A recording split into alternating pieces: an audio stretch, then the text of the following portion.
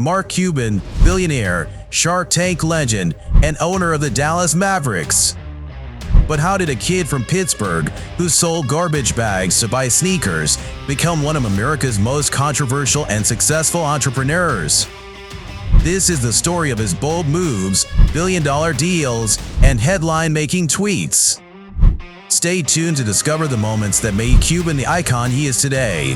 Before we dive into Mark's incredible journey, don't forget to hit that subscribe button and click the bell icon to stay updated on the world's top business minds. If you're excited to learn more about Mark Cuban, smash the like button and drop a comment with your favorite Cuban moment or Shark Tank deal.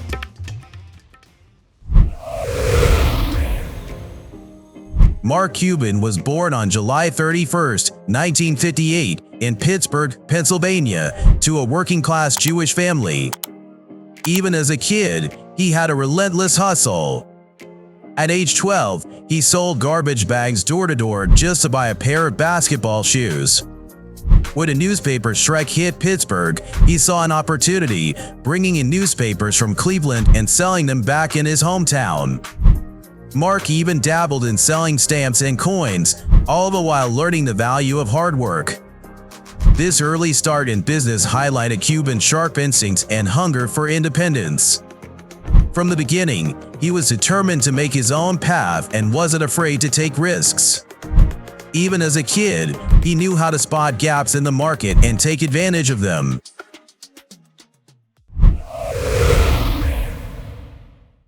In college at Indiana University's Kelley School of Business, Cuban chose his program based on affordability.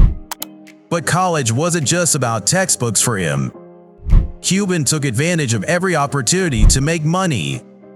He opened a popular bar, gave disco lessons, and even ran a chain letter business. Each venture helped him build confidence, sharpen his skills, and, most importantly, make money. He was always hustling, always thinking of the next big thing. If I offered you $30 million for the company, would you take it? Though some of his ventures were close to breaking the rules, Cuban thrived on pushing boundaries and taking risks. These college experiences gave him his first taste of true entrepreneurship and laid the foundation for the bigger moves he would make later on. After graduation, Cuban headed to Dallas, Texas, where he worked at a computer shop. He was fired from his job when he went out to close a deal without getting his boss's permission. Rather than seeing this as a setback, Cuban saw it as an opportunity. He started MicroSolutions, a tech company that quickly grew by offering early software solutions like CompuServe and Lotus Notes. MicroSolutions wasn't just successful, it became a significant player, reaching $30 million in revenue. In 1990, Cuban sold it to CompuServe for $6 million, earning his first million by age 32. Cuban's aggressive style didn't sit well with everyone. Some competitors saw him as too intense, but he always managed to stay ahead. This success marked the beginning of Cuban's journey as a self-made millionaire.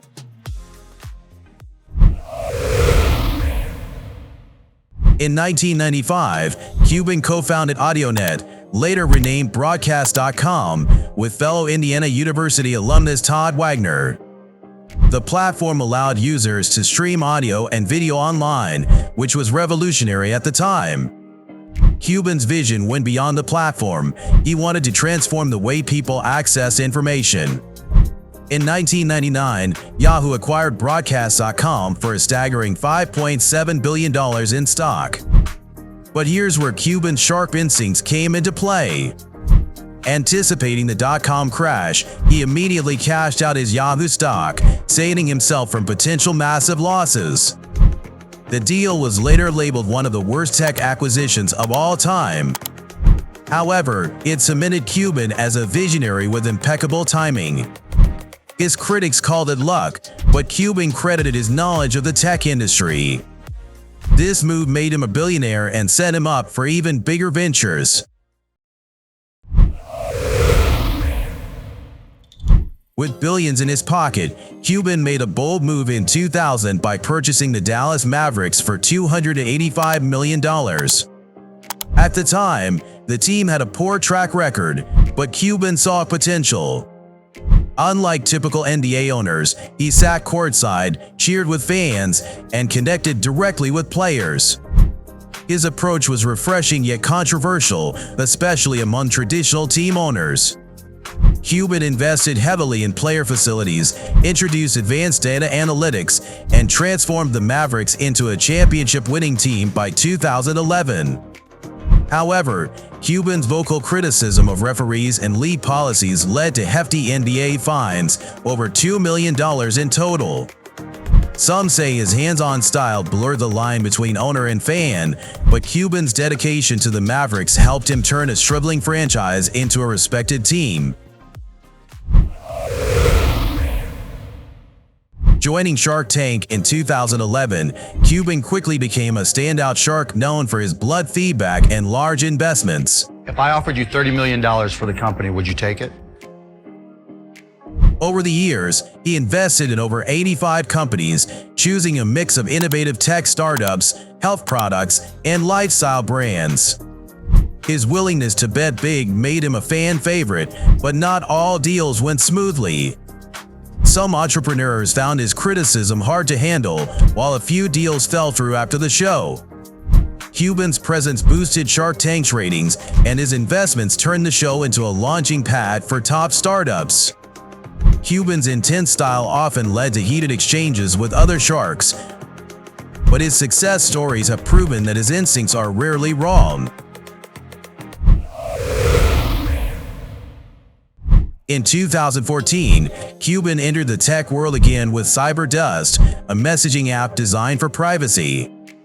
The app deletes messages after 24 hours, offering a safe space for conversations. Cuban saw Cyberdust as a response to the growing concern over data security and privacy.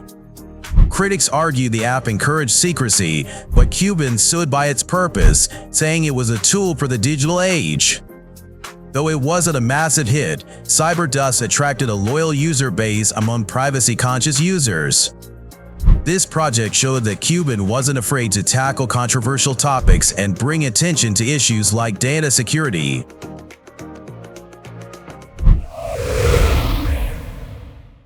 Throughout his career, Cuban has remained committed to giving back.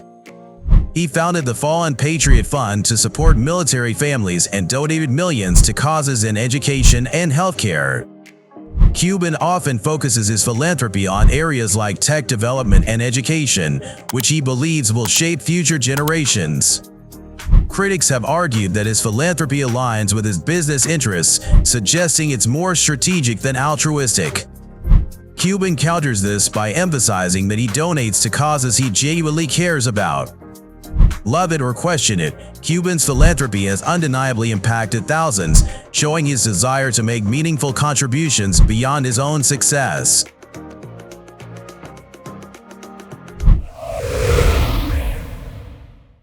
In 2022, Cuban launched the Mark Cuban Cost Plus drug company, aiming to combat the high cost of prescription drugs. By offering medications at a low markup, the company quickly gained attention and attracted over 1.5 million customers. Recently, Cuban tweeted about the importance of accessible healthcare, adding to the discussions around the project. Some critics question the long-term sustainability of this business model, while supporters view it as Cuban's most meaningful venture.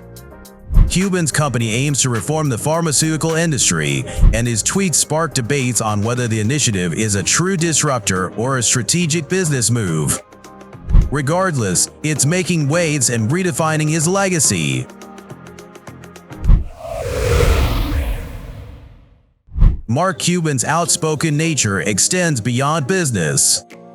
He's known for voicing strong opinions on politics, and his recent tweet about Donald Trump caused a stir. He claimed Trump doesn't like being around strong, intelligent women, which led to backlash from Trump supporters. Cuban later clarified, saying he didn't intend to generalize female voters. Despite his clarification, Cuban's comments often spark heated debates, and this incident was no different.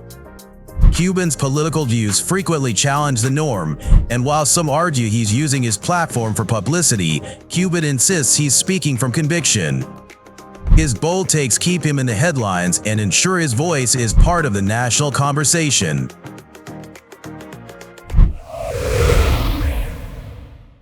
With billions to his name, Mark Cuban lives in style. His Gulfstream G550 jet, purchased for $40 million, set a record for the largest e-commerce transaction at the time. His mansion in Dallas's upscale Preston Hollow neighborhood is over 23,000 square feet and comes with sports courts, a guest house, and more. Critics may call it extravagant, but Cuban argues it's both a reward for his hard work and a tool to keep his business efficient. His luxurious lifestyle is a testament to his success and an inspiration to those who dream of a similar future.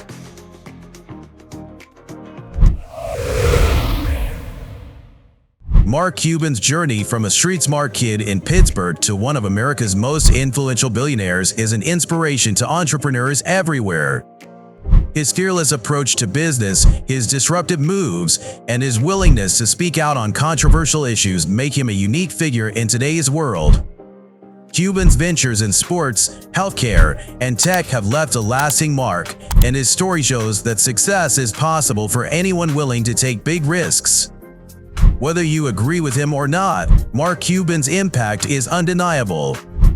He has changed industries, inspired future generations, and shown that real success requires not just brains, but boldness. Thanks for watching the rise and legacy of Mark Cuban. If you found his story inspiring, don't forget to like, subscribe, and comment with your favorite Mark Cuban moment or Shark Tank deal. Hit the notification bell for more legendary business stories. See you next time.